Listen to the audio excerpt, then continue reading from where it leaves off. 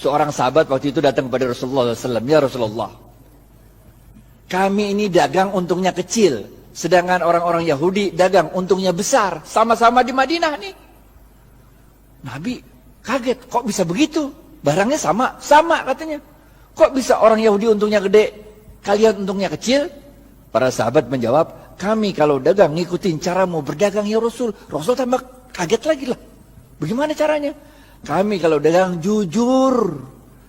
Kalau orang mau beli 1 kilo, saya nggak ngurangin timbangan, tetap 1 kilo. Kalau mau beli 1 meter, tetap 1 meter, nggak ngurangin ukuran. Sedangkan orang Yahudi, kalau dagang, curang, ngurangin timbangan, ngurangin ukuran. Makanya labanya, untungnya gede. Sedangkan kami untungnya kecil. Udah jujur belum tuh? Udah jujur belum tuh? Udah jujur kan? Udah jujur kan? Apa kata Rasul? Cara kalian berdagang salah. Maukah aku beritahu bagaimana cara berdagang yang benar? Rasulullah SAW mengatakan, kalau ada orang mau beli, ente jangan kurangin, ente lebihin. Ngerti gak? Ngerti gak? Zaman saya kecil tuh, kalau orang jual kacang tuh, habis di sendok 2 biji, ditambahin dikit, biar anget. Ngerti gak? Kalau jual duku tuh, habis ditimbang, tambahin dikit, biar anget. Bener gak? Jual daging, potong tuh, habis itu tambahin dikit, biar anget. Tahu gak? Apa yang kejadian? Orang-orang yang biasa belanja di pasar Madinah, orang Yahudi, sekarang pindah ke tempatnya orang Muslim. Karena pertama, orang ngomong dari mulut ke mulut. Kalau belanja di pasarnya orang Islam aja enak, 1 kilonya berat. Kalau tempat orang Yahudi 1 kilo. Enakan pasar orang Islam kalau 1 kilonya banyak. Kalau tempat orang Yahudi 1 kilonya dikit. Ini rahasia yang pertama. Rahasia yang kedua, tiap kali dia jualan kan berarti dia sodakoh. Ngelebihin, bener gak? Kalau sodakoh ente ngundang barokahnya Allah. Paham gak? Paham gak?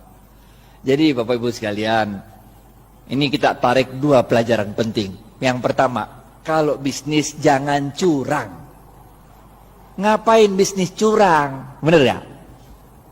Kita orang Islam men. Kalau ente orang Islam, sholat tapi bisnis curang, enggak oke. Yang pertama nih, bisnis jangan curang. Jangan ngurangin timbangan, jangan ngurangin hak pembeli. Yang kedua apa ya? Yang kedua, kalau bisnis itu banyakin sodakoh. Ngejar barokah. Makanya kita diajarkan oleh Rasulullah SAW sebuah doa yang sangat ada yang tahu doanya? Doa mau makan, doa mau makan, doa mau makan, doa mau makan, doa mau makan. Woi, gocap woi. Ya Bu. Allahumma barik lana. Gocap.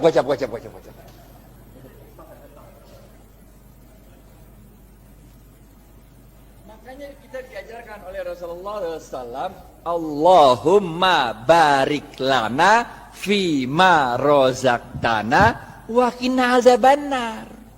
Wahai Allah, berkahilah seluruh rezeki yang Engkau berikan pada kami dan jauhkan kami dari siksa api neraka. Ini doanya begini nih. Paham gak? Jadi kalau bisnis mau sukses, pertama ente kudu jujur. Tapi jujur aja kagak cukup. Kita juga harus cerdas, harus fatonah, harus tabligh, benar ya? Ente jujur tapi bego, ya udah ente selamat dunia tapi ente senep. Ente harus jujur, cerdas. Dan jangan lupa apa? Cari barokahnya Allah.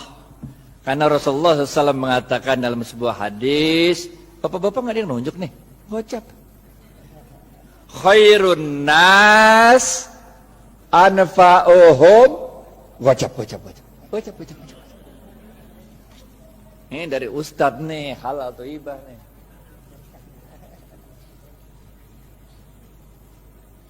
Paham ya? Yang pertama nih, kudu jujur, sidik amanah. Sidik jujur kepada Allah. Kalau Allah bilang haram, tinggalin aja dah. Amanah, itu kalau dikasih kepercayaan sama orang jangan dirusak, pegang baik-baik. Benar gak? Selain jujur kita juga harus cerdas dalam membaca situasi. Fatonah. Cerdas dalam menyampaikan sesuatu, tabligh. Kagak cukup yang ini doa.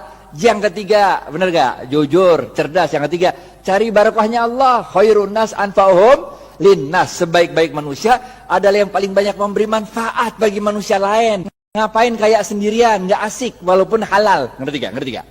Nggak asik kaya halal tapi nggak nyebarin barokah, nggak asik. Orang bilang dia kaya tapi pelit, bener gak? Yang keempat, terakhir nih, habis nih. Oke, yang terakhir, keempat.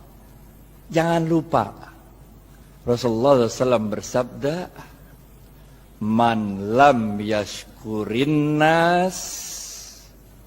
Susah ya? Pilihan berganda. A, man lam yashkurin nas lam yashkurillah. B, man lam A atau B? A.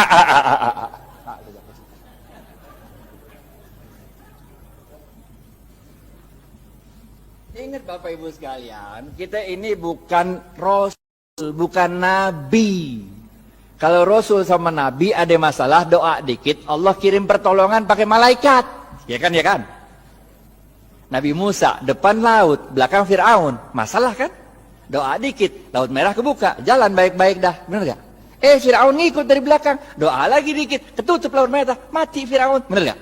Nabi Ibrahim dibakar hidup-hidup sama Namrud. Doa dikit, berasa dingin tuh api. Bener gak? Nabi. Lah kita ini manusia, Pak.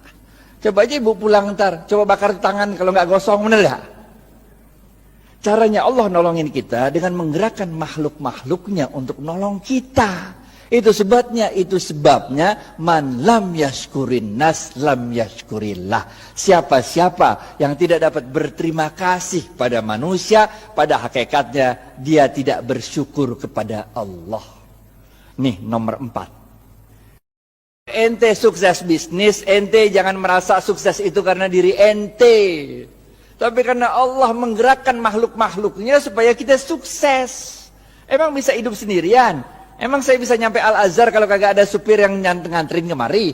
Emang supirnya bisa nyampe sini kalau di rumahnya nggak ada istrinya yang nyetrikain pakaian?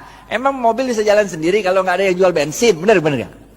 Man lam yashkurin nas lam yashkurillah.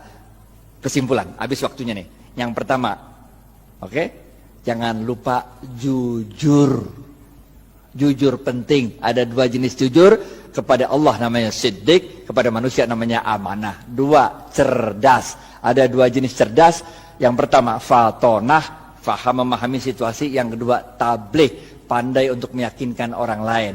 Yang ketiga apa? Khairun nas anfa'uhum linnas. Bisnis itu jangan cuma mau cari untung, tapi bisnis itu harus memberikan manfaat banyak-banyaknya orang. Benar ya? Yang keempat, jangan kita yang merasa bangga kesuksesan bisnis itu karena kita doang. Kita harus terima kasih sama orang-orang lain. Karena man lam yashkurin nas lam yashkurillah. Siapa-siapa yang tidak dapat berterima kasih pada manusia, pada hakikatnya dia tidak dapat bersyukur kepada Allah. Maka dalam tempo yang singkat, dominasi ekonomi Yahudi di kota Madinah dapat dipatahkan oleh kaum muslimin. Bagaimana dengan kita di Indonesia? Nanti kita serahkan ke Khalil Ridwan untuk yang membahas. Pokoknya nggak usah nunggu kita sempurna dah. Yang bisa jalanin gitu aja dah. Karena kaidah fikihnya berbunyi ma la yudraku kulluhu